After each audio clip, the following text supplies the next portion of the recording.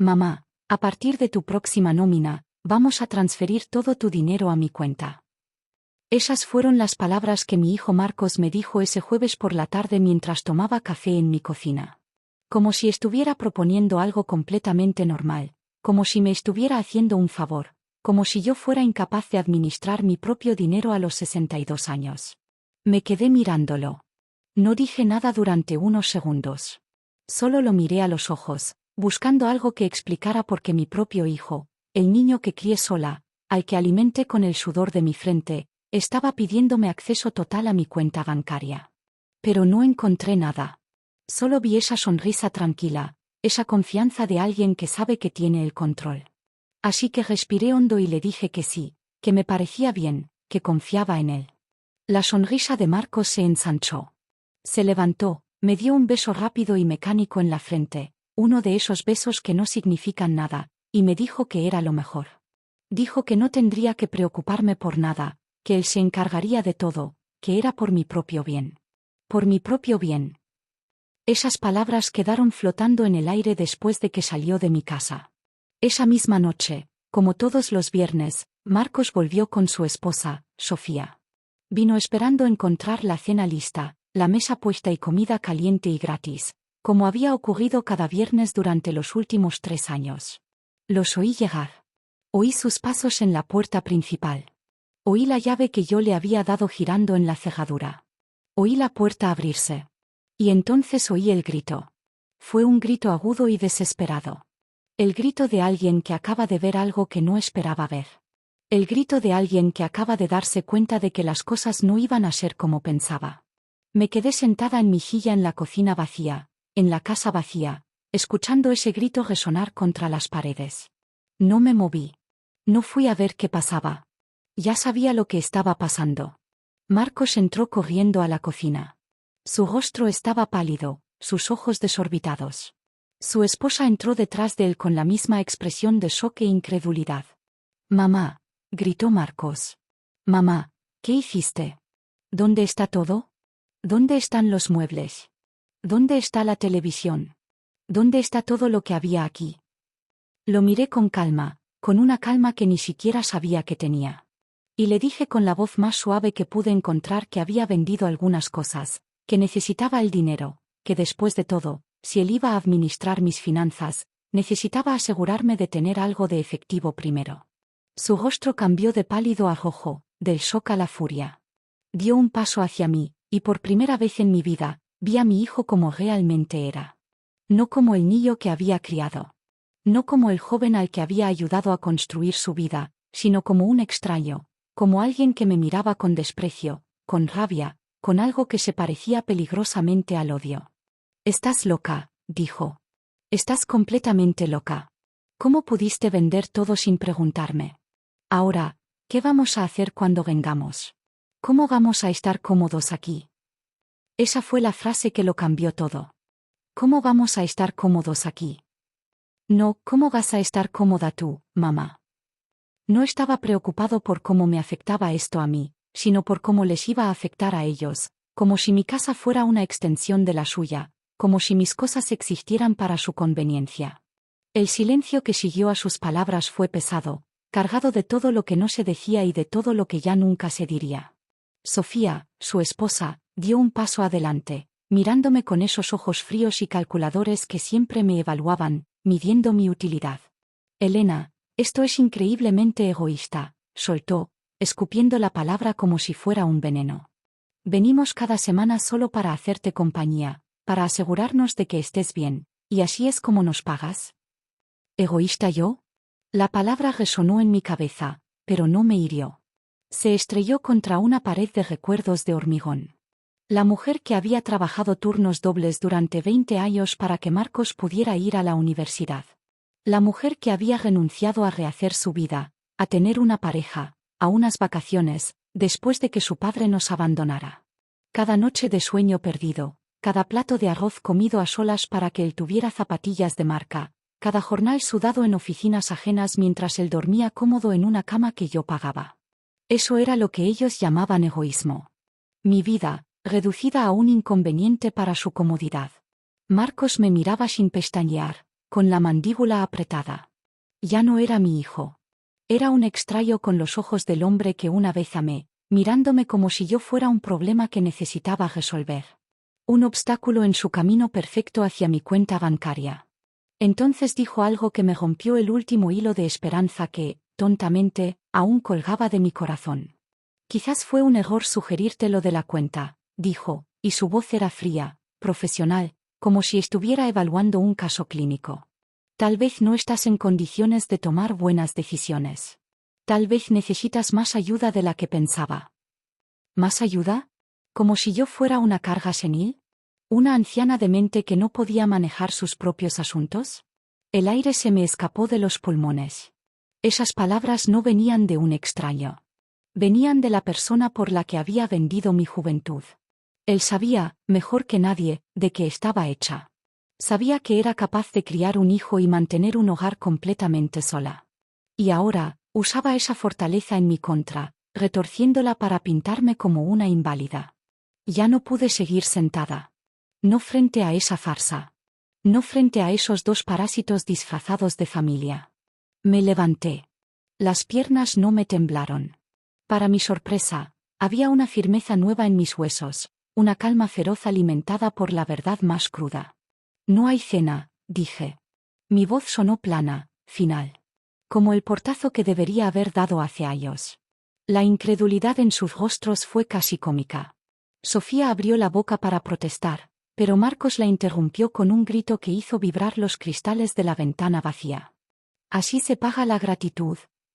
¿Así se muestra el respeto a tu único hijo? Gratitud. Respeto. Palabras huecas que usaban para cubrir su avaricia. Mientras salían de la cocina vacía, sus pasos furiosos resonando en el piso desnudo, sus sombras se alargaron y luego desaparecieron por la puerta principal. El sonido de la cerradura al cegarse fue un punto final. Me quedé allí, de pie en el centro de la habitación despojada. Ya no estaba mi sillón, ni la mesa donde compartimos tantas cenas falsas. Solo quedaban las cuatro paredes y el eco de sus palabras envenenadas. Pero lo que sentí no fue tristeza. No fue el dolor agudo de una herida nueva. Era otra cosa. Era claridad.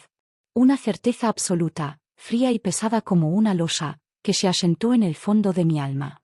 Mi hijo no me amaba. Quizás nunca lo había hecho, no de la manera en que una madre necesita ser amada. Para él, yo solo había sido un recurso. Un medio para un fin. Y ahora que ese recurso se negaba a agotarse en silencio, yo me convertía en el enemigo. Miré hacia la ventana, hacia la oscuridad de la noche. Allí afuera, en su casa bonita comprada con mi sudor, estarían planeando su próximo movimiento. Pensarían que me habían derrotado. Que una mujer de 62 años, sola y traicionada, no tenía más fight left.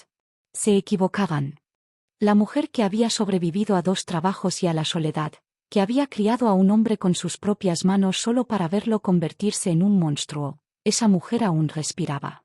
Y esa claridad que sentía no era pasiva.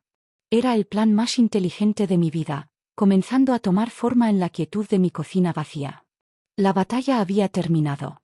La guerra acababa de empezar. Marcos nació hace 34 años. Su padre nos dejó cuando el niño apenas tenía 2. La palabra dejó suena tan suave, tan inofensiva. La verdad es que nos escupió, nos arrojó a un océano de incertidumbre mientras él nadaba hacia otra vida. Me quedé sola con un apartamento de 2 habitaciones que apenas podía pagar y un trabajo de secretaria de $800 al mes. El mundo se me vino encima, un peso de hormigón sobre los hombros de una mujer de 20 y pocos años. Así que conseguí un segundo trabajo limpiando oficinas por la noche. La dignidad es un lujo cuando tienes a un niño que alimentar. Dejaba a Marcos con mi vecina, la señora Isabel, una mujer de corazón duro que me cobraba $50 a la semana y me recordaba cada viernes que el favor tenía un precio.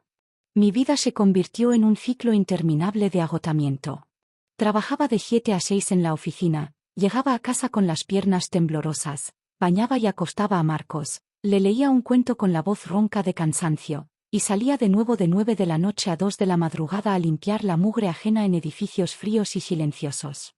Dormía 4 horas, a veces menos si la ansiedad me desvelaba, y volvía a empezar. Era un zombi, un espectro que se movía por inercia, sostenida solo por la imagen de su hijo durmiendo. Recuerdo una tarde, Marcos tenía quizás 10 años. Vino de la escuela con los ojos bajos. «Mamá, todos tienen las nuevas zapatillas de marca», murmuró sin mirarme. Esas zapatillas costaban $120. Era el dinero de la comida de casi 2 semanas. Lo calculé mentalmente, menos leche, menos fruta, más arroz y más frijoles. Comí arroz y frijoles durante un mes para pagarlas, solo para que él no se sintiera menos que los demás. Cuando se las di, su sonrisa fue un rayo de sol en mi perpetua noche. Me abrazó y dijo que era la mejor mamá del mundo. Ese abrazo era mi combustible, la moneda con la que pagaba mi propia vida. Hice eso durante años, perdí la cuenta de cuántos. Los inviernos limpiando suelos helados con las manos agrietadas. Los veranos en los que el calor de la oficina se mezclaba con el olor a lejía que se me pegaba a la piel. Las navidades en las que el único regalo bajo el árbol pequeño era para él. Yo tejía mis propios sueños con la lana de sus logros. Cada sacrificio era un ladrillo que ponía para construir su futuro, un futuro del que yo, ingenua, creía que sería parte. Ahora, décadas después, mientras recuerdo esos años de entrega total, la memoria ya no duele con la punzada de la nostalgia. Duele con la claridad feroz de la traición. Esas zapatillas, ese abrazo, esa sonrisa, no eran más que el pago inicial de una deuda que él nunca tuvo intención de saldar. Yo estaba construyendo un castillo para mi príncipe, sin saber que él ya estaba tallando la llave para encerrarme en la mazmorra. Cada plato de arroz que me salté, cada hora de sueño que perdí, cada jirón de dignidad que entregué, no forjó el carácter de un hombre agradecido. Forjó la comodidad de un parásito. Y los parásitos, cuando su huésped se defiende, no recuerdan los años de sustento. Solo sienten el hambre. Mi hambre de entonces le dio la fuerza para tener el descaro de pedirme todo, absolutamente todo, ahora. Y esa fuerza, irónicamente, es la misma que hoy me impulsa a no darle nada. Cuando Marcos cumplió 18, quiso ir a una universidad privada. Costaba $15,000 al año. Yo no tenía ese dinero. Ni siquiera podía pronunciar esa cifra sin que se me encogiera el estómago. Fui al banco con mis zapatos desgastados y mi mejor sonrisa, la que ocultaba el miedo. Pedí el préstamo. La pluma pesaba como un ladrillo en mi mano cuando firmé. Me endeudé por sus 4 años de educación, una losa que cargué sobre mis hombros durante una década después de que él se graduara. 10 años más. Mientras él empezaba su vida, yo seguía pagando por el inicio de la suya. Él consiguió un buen trabajo nada más salir, ganando $3,000 al mes desde el principio. El doble de lo que yo ganaba después de 30 años de trabajo. Recuerdo la mezcla de orgullo y algo amargo que sentí. Era un orgullo agrio. Pensé, con una esperanza que ahora me parece de una ingenuidad criminal, que por fin descansaría un poco. Que quizás podría dejar el trabajo de limpieza nocturna, que mis manos, agrietadas y eternamente frías, conocerían el descanso. Pero Marcos no se fue de casa. Se lo dije claro, mi casa es tu casa, hijo. Y se aferró a esas palabras como un náufrago a un salvavidas de oro. Dijo que quería ahogar, construir una base sólida. Sonaba tan sensato, tan responsable. Yo asentí, sonreí. ¿Qué madre no quiere que su hijo tenga una base sólida? Así que se quedó. 5 años más. 5 años en los que la rutina de agotamiento no se rompió, solo se transformó. Yo seguía con mis 2 trabajos, un reloj de arena que siempre se estaba vaciando. Pagaba el alquiler, la comida, la luz, el agua. Mientras tanto, él, con su sueldo de $3,000 mensuales, no pagaba nada. Ni $1 para la compra. Ni $1 para la luz que encendía sin pensar. Ni $1 para el agua caliente de la que disfrutaba cada mañana. Yo salía a las 6 de la mañana y volvía a las 2 de la madrugada. A veces, al llegar, veía el plato sucio que había dejado en el fregadero, la salsa seca pegada al borde. Lo lavaba en silencio, con una pesadez en los huesos que era más profunda que el cansancio físico. Él ahogaba cada centavo. Hablaba de inversiones, de fondos, de un futuro brillante.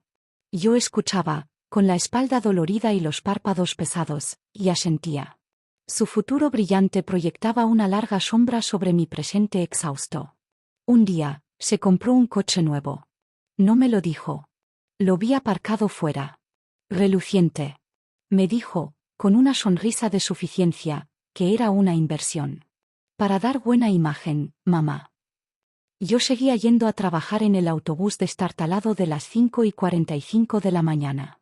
Ahora, con la claridad brutal que da la traición, veo esos 5 años no como un acto de amor maternal, sino como el periodo de incubación de su ambición. Yo no estaba construyendo un hogar para mi hijo. Estaba financiando el capital inicial de su desprecio. Cada factura que pagaba, cada comida que ponía en la mesa, era un ladrillo más en el muro de su comodidad, un muro que terminaría por encejarme a mí. Él acumulaba su futuro a costa de devorar lo que me quedaba del mío. Y yo, ciega, lo llamaba amor. Cuando finalmente se fue, no fue para alquilar. Fue directo a comprar una casa de $200.000, que pagó al contado. Al contado. La palabra resonó en mi cabeza como un campanazo. Esa suma era el fruto de 5 años de sudor robado, 5 años de mis madrugadas y mis noches en vela, 5 años de mi vida devorados por su ambición. Yo, que aún cargaba con la hipoteca de mi modesto apartamento, sentí un destello de orgullo enfermizo, seguido inmediatamente por el vacío de una esperanza traicionada. Porque, por supuesto, esperaba que ahora, con su vida resuelta, con su fortuna asegurada sobre mi espalda doblada, por fin me tendería la mano. Que quizás, solo quizás, podría dejar el trabajo de limpieza nocturno que me estaba consumiendo los huesos. Pero esa llamada nunca llegó. En su lugar, llegó el silencio. Un silencio que se llenó con el eco de mis propios pasos en un apartamento que de repente parecía demasiado grande. Se casó con Sofía 2 años después. Recibí la invitación de boda por correo, un sobre grueso y brillante que olía a dinero nuevo. La ceremonia costó $30.000. Me lo contó una prima con un suspiro de admiración. Yo hice los cálculos en mi cabeza. $30.000 eran 600 semanas de mi trabajo de limpieza. Eran 7.500 horas fregando suelos ajenos. El día de la boda, me vestí con mi mejor traje, uno que tenía desde hacía una década. Al llegar, una coordinadora con un clipboard me guió con una sonrisa profesional. No me dirigió a las mesas del frente, donde resonaban las risadas de amigos jóvenes y los socios de Marcos. Me llevó hasta el fondo del salón, a una mesa cerca de la cocina, donde el ruido de los platos era constante. Es por los clientes importantes, mamá, me dijo Marcos al acercarse un momento, con su sonrisa de director general. Tienen que sentarse cerca de la tarima. Ya entenderás. Asentí. Como siempre. Y sonreí para las fotos, con los ojos secos y la garganta cerrada. En una de ellas, Sofía y Marcos están en el centro, rodeados de su nuevo círculo dorado, y yo soy una mancha borrosa al borde del encuadre, un espectro en mi propia familia. Esa noche, volví a casa sola. El silencio del apartamento ya no era solo vacío, era una presencia pesada, un recordatorio de mi lugar, el andamio que se desmonta una vez construido el edificio. Las visitas se hicieron menos frecuentes después de eso, y siempre con prisa. Llamadas de 5 minutos. Visitas relámpago donde se quedaba de pie en la puerta. Estoy muy ocupado, mamá, ya sabes. Y yo sabía. Sabía que estaba ocupado disfrutando de la vida que yo le había financiado. Hasta que empezaron las visitas de los viernes por la noche. Al principio, un destello de ilusión tonta volvió a encenderse en mi pecho. Pensé que quizás me echaba de menos, que extrañaba mi comida, nuestro tiempo. Cocinaba durante horas, preparando sus platos favoritos con el poco dinero que me quedaba después de pagar las facturas. Pero pronto el patrón se hizo claro, tan nítido y cruel como un cuchillo. Siempre llegaban justo a la hora de cenar. Siempre con las manos vacías. Nunca una botella de vino, nunca un postre, nunca una oferta para ayudar con la compra. Comían con voracidad, hablaban entre ellos de sus proyectos, de sus vacaciones, de sus muebles nuevos, y se iban en menos de una hora, dejando una pila de platos sucios y el olor de su ingratitud. Una noche, después de que se fueran, calculé el costo de la cena, $45. $45 que para mí eran luz y agua, que eran el lujo de comprar una medicina sin tener que elegir entre esa y la comida. Para ellos, era lo esperado. Mi derecho de piso por el privilegio de seguir existiendo en los márgenes de su vida perfecta. Y en ese momento, rodeada de los restos de su cena, supe que no era una madre. Era un servicio. Un restaurante gratuito y de un solo comensal, mi propio hijo. Durante las primeras visitas de los viernes, una esperanza ingenua, esa que creías enterrada para siempre, volvía a encenderse en mi pecho cada jueves por la noche. Pensaba, con la terquedad de quien se aferra a migajas, que Marcos me extrañaba, que en el fondo de su vida nueva y perfecta, añoraba el sabor de mi comida y el calor de nuestra antigua complicidad. Cocinaba durante horas, un ritual que mezclaba la ilusión con el agotamiento. Preparaba su pollo guisado con arroz, el plato que lo consolaba de cualquier golpe de niño, invirtiendo en ingredientes el poco dinero que me quedaba después de pagar las facturas. Limpiaba la casa hasta hacerla brillar, como si el orden y el olor a limpio pudieran ocultar el lento desgaste de los muebles y de mí. Pero la ilusión es frágil, y la verdad tiene una forma cruel de abrirse paso. El patrón se hizo claro, tan nítido y cortante como el filo de un cuchillo. Siempre, sin falta, llegaban justo a la hora de cenar. El timbre sonaba a las 8 en punto, y ahí estaban ellos, Marcos con su sonrisa práctica, Sofía con su beso de aire en la mejilla. Y siempre, siempre, con las manos vacías. Nunca una botella de vino para acompañar la comida que yo había pagado. Nunca un postre para endulzar una relación que se volvía cada vez más amarga. Ni siquiera una oferta casual de ayudarme con la compra la semana siguiente. Cruzaban el umbral con la seguridad de quien entra a un establecimiento que le pertenece por derecho. Se sentaban a la mesa. Yo servía. Y entonces comenzaba el espectáculo. Comían con la voracidad silenciosa de quien no valora el esfuerzo, solo el resultado.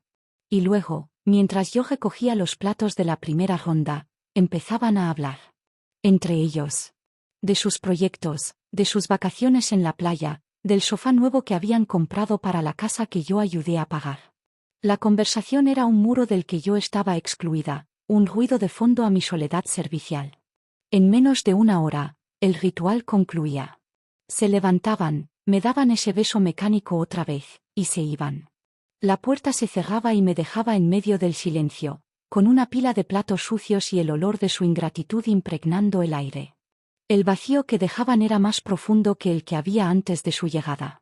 Una noche, después de que se marcharan, me senté en la cocina, exhausta. Saqué el recibo de la compra de la semana. Calculé el costo de la carne, de las verduras, del aceite, del gas que había consumido. $45. La cifra me golpeó con la fuerza de una revelación. $45 que para mí significaban la luz y el agua del mes, el lujo angustiado de comprar una medicina sin tener que elegir entre esa y la comida. Para ellos, era lo esperado. Mi derecho de piso por el privilegio de seguir existiendo en los márgenes de su vida perfecta. Y entonces, mirando los restos de salsa secándose en los platos, lo supe con una claridad que me heló la sangre. Yo no era una madre. Era un servicio. Un restaurante gratuito y de un solo comensal, mi propio hijo. Esa certeza comenzó a envenenar todo. Empecé a notar otras cosas, pequeños detalles que antes había ignorado por el bien de mi propio corazón. Cuando mi viejo refrigerador empezó a hacer un ruido extraño, un quejido metálico que llenaba la cocina por las noches, le mencioné a Marcos, con timidez, si podría echarle un vistazo. «Ay, mamá, ahora estoy hasta el cuello de trabajo. ¿Por qué no llamas a un técnico?», me dijo, con esa voz distraída que usaba para despacharme. Lo mismo cuando necesité que me llevara al médico por ese dolor en la rodilla que no me dejaba dormir. «Estoy terriblemente ocupado esta semana. ¿Puedes tomar un taxi?». El mismo hijo para el que yo había faltado a trabajos, para el que había dormido 4 horas durante años, no tenía ni una hora para mí. Las llamadas entre semanas se volvieron más breves, si es que se producían. Sus «estoy ocupado» eran un muro infranqueable. Pero los viernes a las 8 en punto, ahí estaba, puntual como un reloj suizo, con su esposa y su apetito. Era la única constancia que me quedaba de él, su capacidad para consumir lo que yo ofrecía. Una noche, mientras los miraba hablar de un viaje a Europa que estaban planeando, sin siquiera dirigirme la palabra, un pensamiento cruzó por mi mente, frío y calculador: algún día, esta mesa estará vacía. Algún día, este servicio cerrará. Y no será con un cartel de cerrado por vacaciones. Será con el estruendo sordo de un derrumbe. Ellos no lo sabían, pero en ese momento, rodeada de los restos de su cena, la dueña del restaurante había decidido cambiar el menú. Y el nuevo plato principal se iba a llamar venganza. Lo que realmente me abrió los ojos fue mi cumpleaños número 60. Lo había planeado todo. Había comprado un pequeño pastel, suficiente para 4 personas, por si acaso Marcos y Sofía decidían aparecer. Me puse el vestido azul que a él siempre le gustaba, el que decía que me hacía ver más joven. Preparé el cabello. Puse la mesa con el mantel de encaje, el bueno, que solo sacaba en ocasiones especiales. 7 de la noche. La hora acordada. El pastel, sin cortar, esperaba en el centro de la mesa. Las velas estaban intactas. 8 de la noche. El guiso de res, su favorito, empezaba a formar una capa grasienta en la olla. 9 de la noche. Ya no tenía hambre. Solo un nudo frío y pesado en el estómago. Apagué el calentador y recalenté el café por tercera vez. Mi teléfono permanecía mudo, oscuro. A las 9:20, oí el ruido del coche. No me levanté. Oí sus pasos en el porche, la llave en la cerradura. La puerta se abrió. Mamá. Perdona, el tráfico era un infierno, dijo Marcos desde la entrada, sin aliento. No se acercó a darme un beso. Sofía entró detrás de él, con el teléfono en la mano, tecleando algo rápidamente. No te preocupes, hijo, mentí. Mi voz sonó plana, lejana. Todavía hay comida caliente. Ah, no, gracias. Ya comimos algo por ahí. Pero hay pastel. Los miré fijamente. Él ni siquiera notó el vestido. Sus ojos escanearon la habitación y se posaron en el pastel. 20 minutos. Eso fue todo lo que duró su visita. Se sentaron, comieron las porciones que les serví. Marcos devoró su trozo en 4 bocados. Sofía dio pequeños mordiscos, mirando de reojo su reloj. Hablaron entre ellos de un cliente difícil, de las vacaciones que querían reservar en el Caribe. Yo era un mueble, un testigo invisible. Cuando terminaron, Marcos se levantó. Bueno, mamá, tenemos que irnos. Mañana hay que madrugar mucho. ¿Ya? Fue lo único que atiné a decir. Sí, este fin de semana es una locura, añadió Sofía, ya de pie, recogiendo su bolso. Se dirigieron a la puerta. No hubo regalo. Ni una tarjeta. Ni un feliz cumpleaños genuino. Solo ese beso mecánico en el aire, cerca de mi mejilla, que no llegó a tocarme. La puerta se cerró. El silencio que dejaron era más ruidoso que cualquier grito. Me quedé mirando los 2 platos sucios, las migas en la mesa, las manchas de café frío en mi taza. Y entonces lo vi con una claridad que me cortó la respiración. La silla de enfrente, la de Marcos, todavía estaba perfectamente empujada bajo la mesa. Ni siquiera se había sentado lo suficiente como para descolocarla. Esa certeza comenzó a envenenar todo. Empecé a notar pequeños detalles que antes había ignorado. Cuando mi refrigerador empezó a hacer ruido, Marcos se excusó diciendo que estaba ocupado. Lo mismo cuando necesité que me llevara al médico.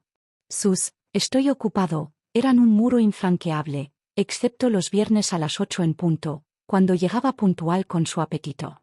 Esa certeza comenzó a envenenar todo. Empecé a notar otras cosas, pequeños detalles que antes había ignorado por el bien de mi propio corazón. Cuando mi viejo refrigerador empezó a hacer un ruido extraño, un quejido metálico que llenaba la cocina por las noches, le mencioné a Marcos, con timidez, si podría echarle un vistazo. «Ay, mamá, ahora estoy hasta el cuello de trabajo, ¿por qué no llamas a un técnico?», me dijo, con esa voz distraída que usaba para despacharme. Lo mismo cuando necesité que me llevara al médico por ese dolor en la rodilla que no me dejaba dormir. «Estoy terriblemente ocupado esta semana. ¿Puedes tomar un taxi?». El mismo hijo para el que yo había faltado a trabajos, para el que había dormido 4 horas durante años, no tenía ni una hora para mí. Las llamadas entre semanas se volvieron más breves, si es que se producían. Sus «estoy ocupado» eran un muro infranqueable. Pero los viernes a las 8 en punto, ahí estaba, puntual como un reloj suizo, con su esposa y su apetito. Era la única constancia que me quedaba de él, su capacidad para consumir lo que yo ofrecía. Una noche, mientras los miraba hablar de un viaje a Europa que estaban planeando, sin siquiera dirigirme la palabra, un pensamiento cruzó por mi mente, frío y calculador: algún día, esta mesa estará vacía. Algún día, este servicio cerrará. Y no será con un cartel de "cerrado por vacaciones". Será con el estruendo sordo de un derrumbe. Ellos no lo sabían, pero en ese momento, rodeada de los restos de su cena, la dueña del restaurante había decidido cambiar el menú. Y el nuevo plato principal se iba a llamar venganza. Esa noche, la de mi cumpleaños, lloré. No fueron lágrimas silenciosas de decepción, sino un llanto convulsivo y profundo, el de una herida que se abre después de años de estar vendada. Lloré por la mujer que había sido, por los sueños que había enterrado, por el niño al que le compré esas zapatillas de marca a cambio de mi hambre. Lloré hasta quedar vacía. Y en esa vacuidad, nació una fría y quieta determinación. El miedo a que si me quejaba desaparecería por completo se transformó. Si mi silencio y mi sumisión eran el precio de su presencia, entonces esa presencia no valía nada. Así que seguí siendo la madre conveniente. Sonreí los viernes. Serví el pollo guisado. Puse la mesa. Hasta ese jueves en que me pidió controlar mi dinero. A pesar de todo, de la claridad helada que ahora habitaba en mi pecho, le dije que sí. Una última, diminuta y patética parte de mí todavía se aferraba a la esperanza de que mi hijo, en el fondo, me protegería. Qué ingenua fui, incluso entonces. La claridad que sentí cuando él gritó por los muebles vacíos no fue repentina. No fue una revelación. Fue la confirmación solemne y definitiva de lo que mi corazón, destrozado y sabio, ya conocía desde esa noche de cumpleaños en la que me volví invisible. La cuenta estaba presentada. Y ahora era el momento de cobrar. El lunes siguiente, Marcos vino con los papeles. «Mamá, solo tienes que firmar aquí, aquí y aquí», dijo, extendiéndolos sobre la mesa de la cocina que había reemplazado, una mesa plegable barata que temblaba con cada gesto. «Son los documentos para tener acceso a tu cuenta y transferir tu nómina automáticamente. Yo pagaré tus facturas. No te preocuparás por nada». Su voz era miel sobre veneno, suave pero letal.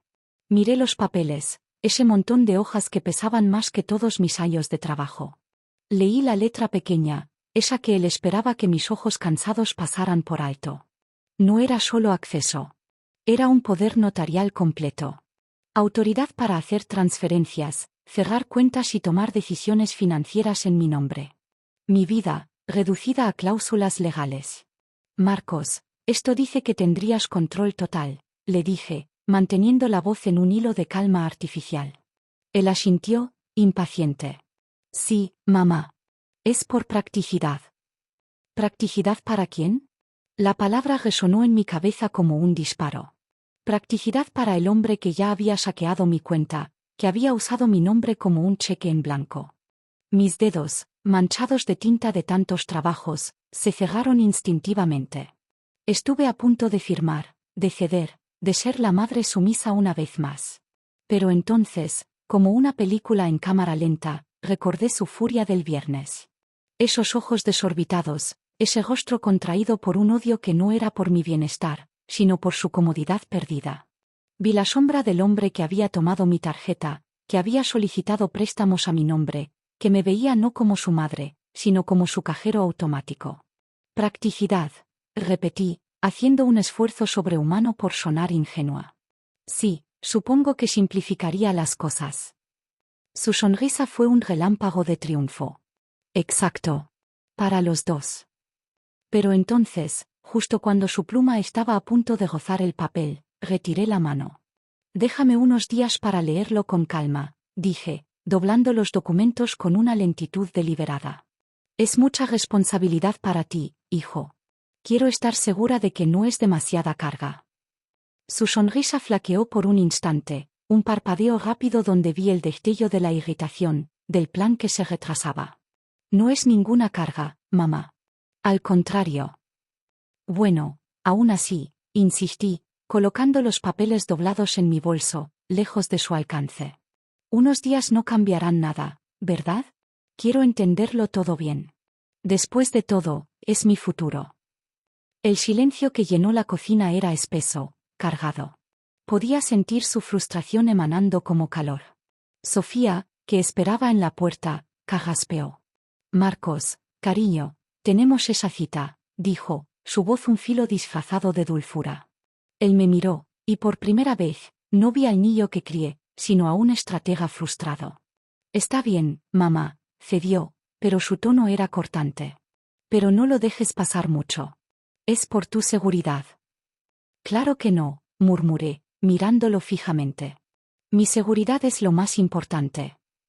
Cuando se fueron, el portazo resonó en toda la casa, un eco de la ruptura definitiva. Me quedé inmóvil, escuchando el ruido de su coche alejándose. Luego, con manos que apenas temblaban, saqué los documentos de mi bolso. No los leería con calma. Ya los había leído. Ya entendía la sentencia que contenían. En cambio, tomé mi teléfono y marqué el número que ya conocía de memoria. Arturo Vega, el abogado. Mientras escuchaba el tono de llamada, desplegué los papeles sobre la mesa temblorosa y pasé el dedo por las líneas que me despojarían de todo. Sí, señora Ramírez, respondió la voz serena al otro lado. Arturo, dije, y mi voz ya no sonaba a la madre traicionada, sino a la dueña de un restaurante que estaba a punto de cambiar el menú para siempre. Tengo los documentos aquí. Necesito que los revise. Y necesito que prepare los nuestros. Colgué y miré la hoja en blanco donde mi firma debería estar. Ese espacio vacío era mi campo de batalla. Marcos quería practicidad. Yo le daría una lección de consecuencias. La próxima vez que pusiera esos papeles frente a mí, no sería para firmar mi rendición. Sería para firmar su sentencia. Esa noche no dormí. Cada vez que cerraba los ojos, veía la sonrisa tranquila de Marcos en mi cocina, la seguridad con la que extendía esos papeles que me despojarían de todo. No eran pesadillas, eran destellos de una verdad que mi corazón se había negado a aceptar durante años. A las 5 de la mañana, con el cielo aún negro, me vestí en la penumbra. No era solo cansancio lo que sentía, era una vigilia fúnebre por la madre que fui, por el hijo que creí tener. A la mañana siguiente, fui al banco antes de mi trabajo. El aire frío de la calle me despejó, pero un nudo de hielo se había instalado permanentemente en mi estómago. La sucursal acababa de abrir. Me dirigí a la cajera, una mujer joven con una sonrisa profesional. Necesito que revise mi cuenta y me muestre todas las transacciones de los últimos 6 meses, por favor, dije, y mi voz sonó extrañamente serena, como si fuera otra persona pidiendo esa evidencia condenatoria. Ella asintió, sus dedos danzando sobre el teclado. La impresora escupió varias páginas, un testamento de mi ingenuidad. Agradecí con un hilo de voz y me senté en una de las incómodas sillas de plástico, bajo la luz fluorescente que lo hacía todo parecer más crudo. Y entonces lo vi. Un retiro de $1,200 de hacía 3 meses. Una cantidad demasiado redonda, demasiado significativa. Un retiro que yo no había hecho, que no recordaba, que no autoricé. Mi pulso se aceleró, latiendo en mis sienes. Me levanté y volví al mostrador, deslizando el papel hacia la cajera. Disculpe, ¿podría darme los detalles de este movimiento? ¿Dónde se realizó? Ella tecleó de nuevo, sus ojos escaneando la pantalla. Fue en la sucursal del Boulevard Este, señora. Un retiro en ventanilla con su tarjeta de débito y identificación. El Boulevard Este. Al otro lado de la ciudad. Un lugar por el que nunca pasó. Yo nunca había estado en esa sucursal. Un hormigueo frío me recorrió la espalda. Mi tarjeta siempre estaba en mi bolso. Siempre. La revisaba obsesivamente cada noche, un ritual de pobreza que nunca había abandonado. Excepto, recordé. Un golpe de memoria tan vívido que me hizo tambalear. Hacía exactamente 3 meses. Un sábado por la mañana. Marcos vino de visita, dijo que pasaba por el barrio. Yo estaba en la ducha cuando llamó al timbre. Le grité que entrara, que esperara. El agua caliente caía sobre mí, ciega e ingenua. Mi bolso, mi viejo bolso de cuero desgastado, estaba en el salón. Con él. Solo. Durante 10, quizás 15 minutos. Sentí náuseas. Un sabor amargo inundó mi boca y tuve que apoyarme en el frío mármol del mostrador para no caer. La cajera me miró con preocupación. Negué con la cabeza, incapaz de articular palabra. No hubo necesidad de que nadie me lo confirmara. La imagen era perfecta, nítida y cruel. Mi hijo. Mi propio hijo, la personificación de todos mis sacrificios, había hurgado en mi bolso. Había tomado mi cartera.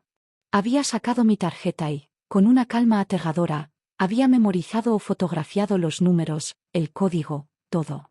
O quizás, quién sabe, se la llevó consigo ese día y luego volvió a dejarla en su lugar, un lobo entrando y saliendo del redil sin hacer ruido. $1,200. El sudor de noches enteras limpiando oficinas ajenas. El precio de meses comiendo arroz y frijoles. El costo de mi dignidad, reducido a un número en un comprobante bancario. Salí del banco tambaleándome, cegada por el sol de la mañana. El mundo seguía su ritmo normal, la gente reía, los coches pasaban. Pero para mí, todo se había teñido de un color diferente, más áspero, más real. La traición no era una posibilidad futura en un documento. Ya había sucedido. Llevaba meses habitando silenciosamente en mi cuenta, en mi vida. Y yo, ciega de amor, ni siquiera me había dado cuenta. Ese retiro no era solo dinero robado. Era la primera grieta, profunda y definitiva, en el mito que había construido sobre mi propio hijo. Y ahora que la había visto, ya no podía dejar de ver todas las demás. No presenté una reclamación formal en el banco. Todavía no. La rabia era un animal vivo que me retorcía las entrañas, pero lo ahogué con la frialdad del cálculo. Necesitaba saber si había sido solo una vez. Si ese retiro de $1,200 era un desliz o el patrón de una depredación sistemática. Pasé los siguientes días sumergida en un mar de papel.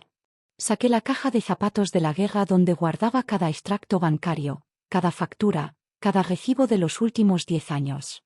Mi mesa de la cocina, ahora tan vacía como mi corazón, se convirtió en un campo de batalla de columnas de números y fechas que delataban una verdad monstruosa.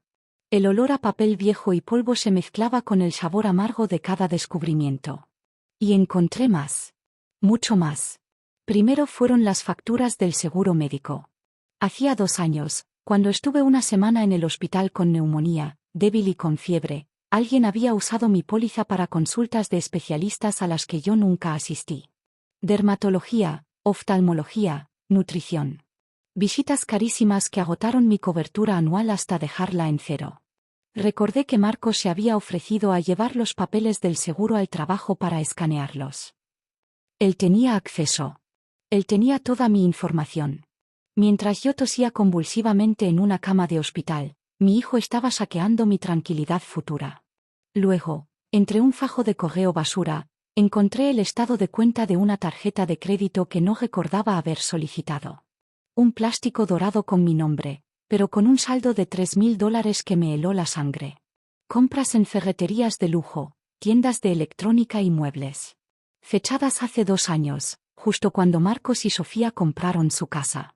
Aparentemente, había usado mi crédito, mi buen nombre forjado a base de pagar puntualmente durante décadas, para renovar su nuevo hogar. Su nido, acolchado con mi esfuerzo y mi ignorancia. Pero la pieza final, la que destrozó cualquier último vestigio de la madre que fui, estaba escondida en el extracto de mi cuenta de ahorros principal. Transferencias pequeñas, casi imperceptibles. $50 aquí, 100 allá. Dispersas a lo largo de los últimos 5 años, siempre en fechas cercanas a mis depósitos de nómina. Como un parásito que chupa la sangre gota a gota para no ser descubierto. Sumé las cifras con una mano temblorosa. Casi $8,000. $8,000 que había atribuido a gastos, a mi mala memoria, a la vida. Me deslicé del asiento hasta el suelo frío de la habitación. Los papeles me llovían encima, un mosaico de traición que contaba una historia muy diferente a la que yo había vivido. Ya no era la madre sacrificada cuyo hijo, aunque distante, la respetaba. Era una idiota. Una proveedora de fondos. Un recurso a explotar. Cerré los ojos y ya no vi al niño de sonrisa fácil al que le compré esas zapatillas de marca. Vi al hombre que se sentó en mi cocina y, con una sonrisa tranquila, me pidió control total sobre el dinero que ya me estaba robando. La audacia era tan inmensa que casi admiraba su frialdad. No era un arrebato de necesidad. Era un plan metódico, paciente y despiadado. La claridad que llegó entonces no fue dolorosa. Era cortante, como el filo de un cuchillo. Ya no sentía tristeza. Sentía una certeza de acero. Todo lo que había creído sobre mi hijo, sobre nuestro vínculo, era una mentira cuidadosamente mantenida. Y ahora que conocía las dimensiones del engaño, cada fibra de mi ser se enfocó en una sola cosa: asegurarme de que esa mentira le costara caro. Muy caro. Ya no era solo una madre traicionada. Era una mujer con nada que perder y una verdad letal en las manos. El viernes siguiente, después del descubrimiento del robo, Marcos y Sofía volvieron esperando que hubiera cedido. Pero yo había vuelto a poner solo una mesa plegable y 2 sillas. Había cocinado su plato favorito, y cuando terminaron, Marcos sacó los papeles del poder notarial nuevamente. La palabra irracional quedó flotando en la habitación, un veneno barato que pretendía envenenarme. Sentí el peso de los $8.000 robados, gota a gota, como si llevara piedras en los bolsillos del delantal. Pero sonreí. Una sonrisa pequeña y triste, la de la madre confundida que él esperaba ver. Tienes razón, tal vez esté un poco alterada, concedí, bajando la mirada hacia la mesa de plástico. Fue un shock ver la casa tan vacía.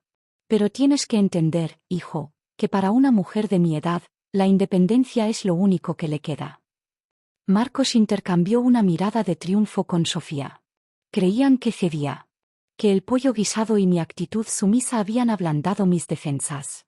Por supuesto que lo entendemos, Elena, dijo Sofía con una dulzura falsa que me erizó la piel. Por eso es mejor que Marcos se encargue de todo. Así tú puedes descansar. Descansar, repetí, como saboreando la palabra. Sí, suena bien. Después de toda una vida trabajando, descansar. Marcos deslizó los papeles hacia mí, junto a un bolígrafo barato. Entonces, mamá. Es por tu paz. Firma. Mi mano se acercó al bolígrafo. La vi desde lejos, como si no fuera la mía. Mis dedos lo tocaron. Sentí la superficie fría del plástico. Ellos contuvieron la respiración. Podía sentir la avaricia palpitar en el aire, un latido sordo y urgente. Era el momento en el que, según su plan, su victoria sería total. Pero entonces retiré la mano. No hoy, Marcos, dije, y mi voz ya no era la de una mujer confundida. Era plana. Firme. Hay algo que necesito aclarar primero. Su sonrisa se desvaneció. ¿Aclarar qué? Estuve revisando unas viejas facturas en el cajón, comencé, manteniendo la mirada inocente. Y me encontré con unos cargos extraños en el extracto del banco. Retiros pequeños. 50, $100. En fechas raras. No los recuerdo. El silencio fue instantáneo y absoluto. El color se desvaneció del rostro de Marcos, dejando una máscara pálida y tensa. Sofía dejó de mirarme para clavar los ojos en su esposo, una línea de preocupación marcando su frente. Eso debe ser un error del banco, tartamudeó Marcos. Su voz, que antes era dura y segura, ahora sonaba estridente. O tal vez tú lo sacaste y lo olvidaste. Ya sabes, con la edad. ¿Con la edad? Pregunté suavemente. Sí, debe ser eso. La memoria es lo primero que falla. Como cuando olvidas que, hace 3 meses, viniste un sábado por la mañana y yo estaba en la ducha. Y mi bolso estaba en el salón. Y mi cartera, dentro de él. Sus ojos se abrieron de par en par. Era un movimiento casi imperceptible, pero para mí fue como un grito. Lo había visto. Lo sabía. ¿Qué estás insinuando, mamá? Dijo, tratando de recuperar la autoridad, pero una gota de sudor se deslizaba por su sien. No insinúo nada, cariño. Solo estoy tratando de entender. Porque los números no mienten. Y suman casi $8.000. 8.000. Dispersos a lo largo de años. Me levanté lentamente, recogiendo los platos vacíos. Es curioso, ¿no? Que me llames irracional por vender mis muebles, pero no parezca haber problema con que mi dinero desaparezca misteriosamente de mi cuenta. Sofía se puso de pie de un salto. Esto es una locura, Elena. ¿Estás acusando a tu propio hijo de robarte? Los miré a los dos, parados allí, rodeando la mesa plegable como 2 cuervos enfadados. Ya no sentía dolor. Solo una frialdad profunda y satisfactoria. No estoy acusando a nadie, dije, llevando los platos al fregadero. Solo estoy diciendo que hasta que no aclare de dónde salieron esos cargos, no firmaré ningún papel que le dé a nadie acceso a lo que queda de mi dinero. Me volví y apoyé la espalda en el lavaplatos, cruzando los brazos. Después de todo, sería muy irracional, ¿no os parece? Marcos apretó los puños. La furia y el pánico libraban una batalla en su rostro. Recogió los papeles con un movimiento brusco, casi rompiéndolos. Vámonos, Sofía, gruñó. Está claro que no está en sus cabales. Los vi marcharse, la puerta cerrándose con un golpe seco que resonó en la casa vacía. Me quedé allí, escuchando el silencio. No era el silencio de la derrota, sino el de un campo de batalla después de la primera escaramuza. Ellos creían que era una guerra por mi dinero. Pero se equivocaban. Esta guerra era por mi alma. Y yo acababa de lanzar el primer disparo. A la mañana siguiente, la luz del día no trajo consigo la claridad, sino una niebla espesa de incredulidad. Mi propia carne me había saqueado. Las palabras de Marcos, su petición descarada, resonaban como un eco venenoso. Ya no era solo dolor, era una certeza gélida que se había instalado en mis huesos. Necesitaba un arma. Y no una de las mías, de madre herida, sino una legal, letal. Busqué en el periódico con manos que apenas temblaban. Entre anuncios de electrodomésticos y ofertas de supermercados, encontré lo que buscaba, un bufete de abogados que ofrecía consultas gratuitas. Arturo Vega, abogado. El nombre sonaba sólido, como un muro. Tomé el teléfono y marqué el número. La voz al otro lado fue profesional, breve. Concerté una cita para esa misma tarde. El vestido que me puse era el mismo que usaba para las cenas de los viernes, el que Marcos decía que me hacía ver presentable. Hoy, sin embargo, no era para agradarle a él. Era mi armadura. La oficina de Arturo Vega estaba en un edificio modesto, pero limpio. Al entrar, el olor a café recién hecho y a papel viejo me envolvió. Era el olor de la burocracia, de la ley. Y yo necesitaba de ambas. El señor Vega era un hombre de unos 50 años, con el pelo entrecano y unas arrugas alrededor de los ojos que no parecían de preocupación, sino de haber escuchado demasiado. Sus ojos, de un color marrón tranquilo, me miraron sin juzgar cuando me senté frente a su escritorio, abarrotado de legajos. Señora Ramírez, dijo, su voz era calmada, un río profundo. ¿En qué puedo ayudarla? Y entonces, se abrió la compuerta. Le conté todo. No fue un llanto desesperado, fue un informe. Le hablé del retiro de $1.200, de la tarjeta de crédito fantasma con su saldo de 3.000, de las consultas médicas que agotaron mi seguro mientras yo tosía en un hospital. Le mostré los extractos bancarios que había revisado obsesivamente, las anotaciones que había hecho en un cuaderno viejo. Y finalmente, saqué de mi bolso la copia de los papeles del poder notarial, esas hojas que Marcos quería que firmara con la urgencia de un lobo hambriento. El señor Vega escuchó. No interrumpió ni una sola vez. No puso cara de lástima. Solo escuchó, sus dedos entrelazados sobre el escritorio, sus ojos fijos en los míos. Cuando terminé, el silencio en la habitación era tan denso que podía sentirlo sobre mi piel. Señora Ramírez, dijo al fin, y su voz, aunque sigue siendo suave, tenía ahora el filo del acero. Lo que me describe no es un simple desacuerdo familiar. Es fraude financiero, apropiación indebida y abuso de confianza. Un patrón claro y calculado. Sus palabras no fueron un golpe, fueron una confirmación. Eran piedras lisas y frías que colocaban un cimiento de realidad sobre el pantano de mi negación. ¿Y los papeles? Logré preguntar, mi voz apenas un susurro. Señaló los documentos con un dedo. Si firma esto, le estará dando permiso legal, por escrito, para que su hijo vacíe sus cuentas, cancele sus pólizas y la deje en la calma. Sería como firmar su sentencia de muerte financiera. Y después, no tendría recurso legal. Usted se lo habría autorizado. Un escalofrío me recorrió la espalda. Lo había estado a un bolígrafo de distancia de la ruina total. De la dependencia absoluta. De convertirme en la prisionera de mi propio hijo. ¿Qué puedo hacer? Pregunté, y esta vez mi voz sonó más fuerte, impregnada de una determinación que no sabía que aún conservaba. El señor Vega se inclinó hacia adelante, sus ojos ya no eran solo amables, eran estratégicos. Primero, dijo, contando con los dedos, no firme absolutamente nada. Ni siquiera un recibo que le parezca inocente.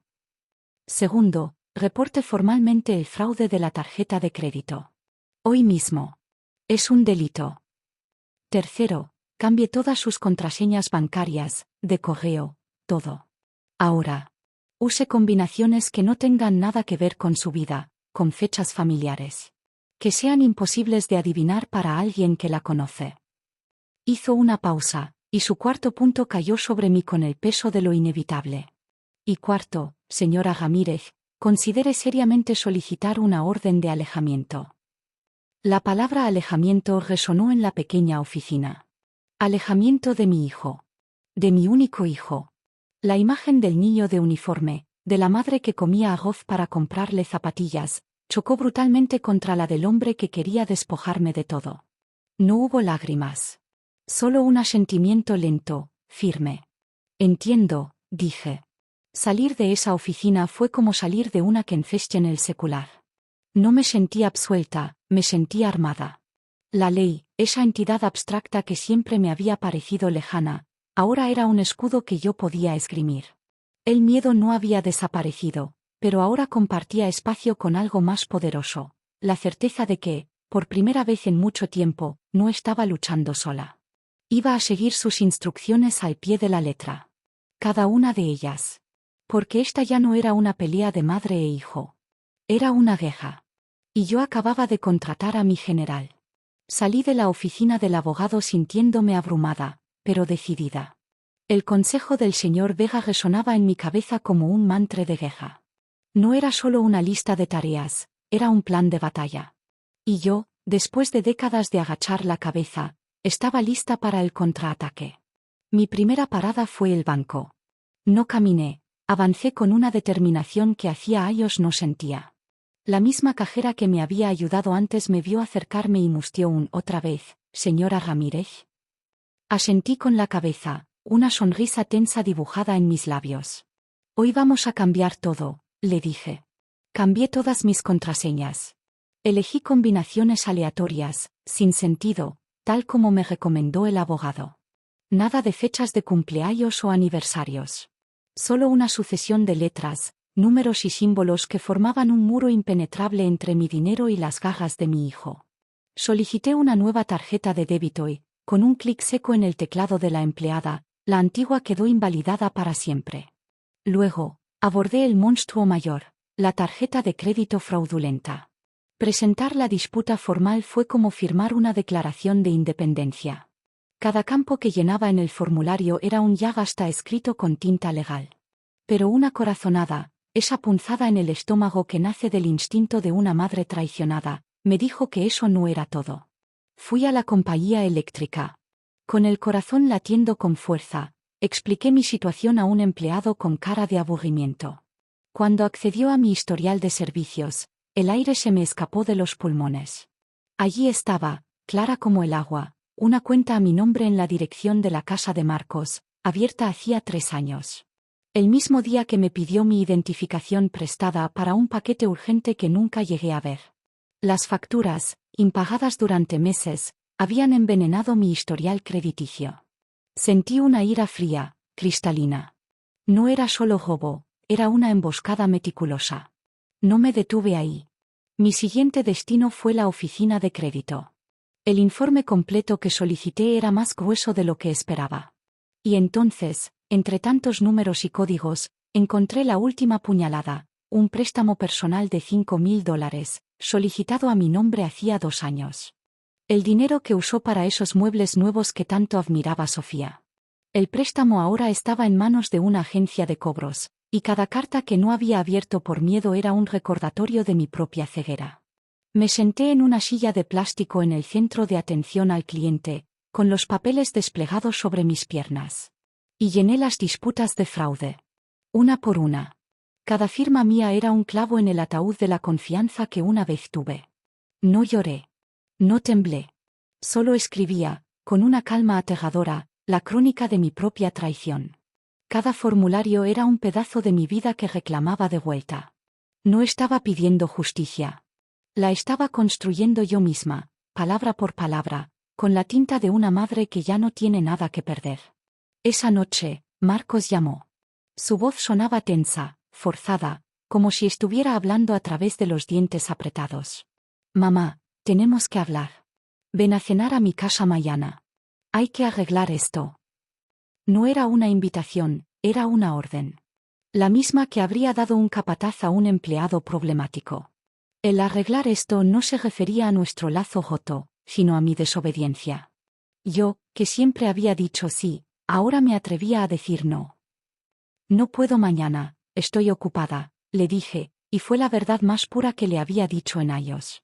Mi agenda, antes vacía y esperanzada para cualquier migaja de su atención, ahora estaba llena de citas conmigo misma, con mi propia supervivencia. ¿Ocupada? Mamá, esto es importante.